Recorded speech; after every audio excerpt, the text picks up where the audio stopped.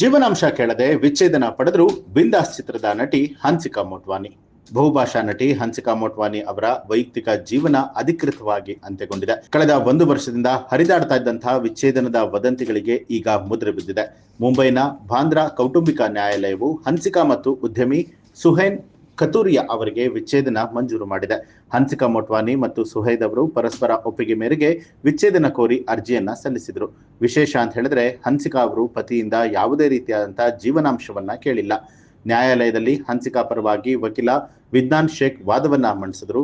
ನ್ಯಾಯಾಲಯಕ್ಕೆ ಸಲ್ಲಿಸಿದ ಅರ್ಜಿಯ ಪ್ರಕಾರವಾಗಿ ಮದುವೆಯಾದ ಕೆಲವೇ ದಿನಗಳಲ್ಲಿ ದಂಪತಿ ನಡುವೆ ಭಿನ್ನಾಭಿಪ್ರಾಯಗಳು ತಲೆದೂರಿದ್ವು. ಅವರ ಜೀವನ ಶೈಲಿ, ಆಲೋಚನೆಗಳು ಹಾಗೂ ಸ್ವಭಾವಗಳ ವ್ಯತ್ಯಾಸಗಳು ಪದೇ ಪದೇ ಜಗಳಕ್ಕೆ ಕಾರಣ ಆಗ್ತಾ ಇತ್ತು. ಸಣ್ಣ ವಿಚಾರಗಳು ಕೂಡ ದೊಡ್ಡ ವಿವಾದವಾಗಿ ಮಾರ್ಪಡ್ತಾ ಇತ್ತು ಅಂತ ಹೇಳಲಾಗಿದೆ. ಇಬ್ಬರ ನಡುವಿನ ಮನಸ್ತಾಪವನ್ನ ಸರಿಪಡಿಸೋದಕ್ಕೆ ಕುಟುಂಬದ ಸದಸ್ಯರು ಹಾಗೂ ಆಪ್ತ ಸ್ನೇಹಿತರು ಹಲವು ಬಾರಿ ಪ್ರಯತ್ನ ಪಟ್ಟರು ಕೂಡ ಅದು ಸಫಲವಾಗಲಿಲ್ಲ. ಅಂತಿಮವಾಗಿ 2024ರ ಜುಲೈ 2ರಿಂದ ಇಬ್ಬರು ಪ್ರತ್ಯೇಕವಾಗಿ ವಾಸ ಮಾಡ್ತಾ ಇದ್ರು. ಈಗ ಕಾನೂನುಬದ್ಧವಾಗಿ ಬೇರ್ಪಟ್ಟಿದ್ದಾರೆ. ಈ ದಂಪತಿಗೆ ಮಕ್ಕಳಿಲ್ಲ, ಪರಸ್ಪರ ಯಾವುದೇ ಜೀವನಾಂಶ ನಿರೀಕ್ಷೆಯನ್ನ ಕೂಡ ಮಾಡಿಲ್ಲ. ಹನ್ಸಿಕಾ ಮತ್ತು ಸುಹೇಲ್ 2022ರ ಡಿಸೆಂಬರ್ 4ನೇ ತಾರೀಕಿನಂದು ಜೈಪುರದ ಅರಮನೆಯಲ್ಲಿ ಅತ್ಯಂತ ಅದ್ಧೂರಿಯಾಗಿ ವಿವಾಹ ಆಗಿದ್ರು.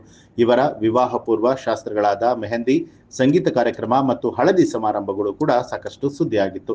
ಅಷ್ಟೇ ಅಲ್ಲದೆ ಇವರ ಪ್ರೇಮ ಕಥೆ ಹಾಗೂ ಮದುವೆಯ ಸಿದ್ಧತೆಗಳ ಬಗ್ಗೆ ಹನ್ಸಿಕಾಸ್ ಲವ್ ಶಾದಿ ಡ್ರಾಮಾ ಅನ್ನುವಂತ ರಿಯಾಲಿಟಿ ಶೋ ಇದನ್ನ ಪ್ರಸಾರ ಕೂಡ ಮಾಡಿತ್ತು. ಹನ್ಸಿಕಾ ಮೋಟ್ವಾನಿ ಅವರಿಗೆ ಈಗ 34 ವರ್ಷ ವಯಸ್ಸು. ಬಾಲನಟಿಯಾಗಿ ಅವರು ಚಿತ್ರರಂಗಕ್ಕೆ ಕಾಲಿಟ್ಟಿದ್ರು. ಕನ್ನಡ, ತೆಲುಗು, ಹಿಂದಿ, ಮಲಯಾಳಂ, ತಮಿಳು ಭಾಷೆಯ ಸಿನಿಮಾಗಳಲ್ಲಿ ನಾಯಕಿಯಾಗಿ ನಟನೆ ಮಾಡಿದ್ರು. ಹನ್ಸಿಕಾ ಅವರು ನಟಿಸಿದ ಏಕೈಕ ಕನ್ನಡ ಸಿನಿಮಾ ಅದು ಬಿಂದಾಸ್.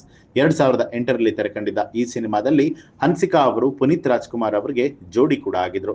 ಇದೀಗ ಯಾವುದೇ ಜೀವನಾಂಶ ಪಡೆಯದೆ ಅವರು ವಿಚ್ಛೇದನವನ್ನ ಪಡೆದುಕೊಂಡಿದ್ದಾರೆ. ಈ ಮಾಹಿತಿಗೆ ಸಂಬಂಧಪಟ್ಟ ಹಾಗೆ ನಿಮ್ಮ ಅನಿಸಿಕೆಯನ್ನ ಕಮೆಂಟ್ ಮಾಡಿ. ಹಾಗೆ ನೀವಿನ್ನೂ ಕೂಡ ನಮ್ಮ ಚಾನಲ್ ಅನ್ನ ಸಬ್ಸ್ಕ್ರೈಬ್ ಮಾಡಿಲ್ಲ ಅನ್ನುವಂಥದ್ದಾದ್ರೆ ಈಗಲೇ ಸಬ್ಸ್ಕ್ರೈಬ್ ಮಾಡಿ, ಬೆಲ್ ಐಕಾನ್ ಒತ್ತಿ.